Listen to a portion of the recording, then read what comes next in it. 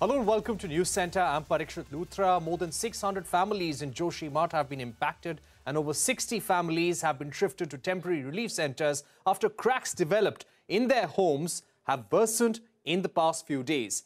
Reports of such cracks in the Uttarakhand town's infrastructure were first reported in 2021 after landslides took place in the district of Chamoli. All 9 municipal wards of Joshimath have now been declared as landslide subsidence zones. The district administration is distributing necessary assistance funds for essential household items to the affected families. It's a painful time for the town residents as many are forced to sleep outside despite the harsh winter. They took to the streets demanding action from authorities. My colleague Santya Gora spoke exclusively to Uttarakhand Chief Minister Pushkar Singh Dhami on the action taken by the government so far. Listen in. जो pitch पहले हुआ है उसे भी अनदेखा नहीं कर सकते। जोशीमठ के लोगों की अगर बात करें, उनका कहना है कि नवंबर 2021 में पहली बार उन्होंने वो दरक देख ली थी, पानी का रिसना देख लिया था। तब से उन्होंने स्थानीय प्रशासन के चक्कर काटे, सीएम आवास के भी चक्कर काटे। बट उनका कहना है, जो समिति बनाई गई है जोशीमठ बचाओ समिति, उनका कहना है कि उन्हें कहीं खड़ा भी नहीं होने दिया गया। उनकी बात सुनना तो बहुत दूर की बात है। नवंबर 2021 की बात है ये, तब से वो कोशिश कर रहे हैं। पूरे 2022 में उन्होंने कोशिश करी, ऐसा उनका कहना है। अब हम लोग 2023 में हैं, तो क्यों राज्य सरकार ने उस वक्त ध्यान नहीं दिया? शायद स्थिति इतनी गंभीर होने से पहले लोगों को हम लोग इवैक्यूएट कर पाते। नहीं, देखिए, अभी इस प्रकार के प्रश्न उठाने से मैं समझता हूँ कोई वो नहीं है। अभी तो इस समय हमारी सबकी प्राथमिकता ये होनी चाहिए।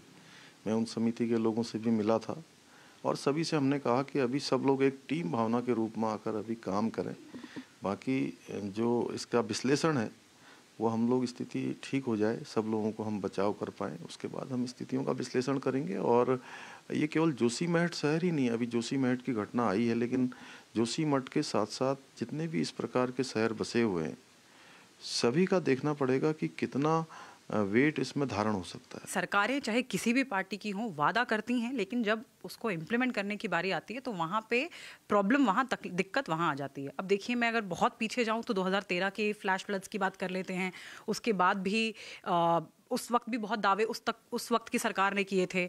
अब मैं आपकी सरकार की बात कर लूँ, पिछले साल भी जो एवलांच आया था, उस टाइम पर भी एक्सपर्ट्स ने बड़ी सारी सलाह दी थी। कंस्ट्रक्शन वर्क को सोच समझ के किया जाए, ये बार बार पिछले कई सालों से एक्सपर्ट्स कह रहे हैं।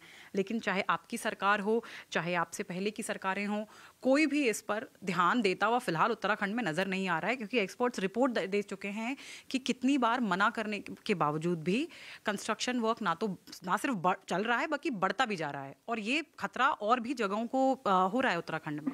नहीं, देखिए, ये कहना बिल्कुल गलत होगा कि सरकारें इस पर ध्यान नहीं दे रही। हम लगातार एक बात मैं कहता रहा हूँ। तो जोशीमठ के लोग कह रहे हैं कि उनकी बात पे ध्यान नहीं दिया गया 1 साल तक। मैं आपकी बात का जवाब दे रहा हूँ। देखिए, इस प्रकार की चीज़ें कहना ठीक नहीं है और ये इसको इतना ज़्यादा वो करने की आवश्यकता भी नहीं है कि हम हमेशा से कहते आए हैं कि इकोलॉजी और इकोनॉमी दोनों का संतुलन हो। और स्थानीय लोगों की वहाँ पर चूँकि सीवरेज का काम होना है, काम बीच में रोका गया, वहाँ पर जो है जो हमारा ड्रेनेज का काम होना है, वह काम भी हमने तत्काल रूप से करवाने का भी निर्णय लिया है।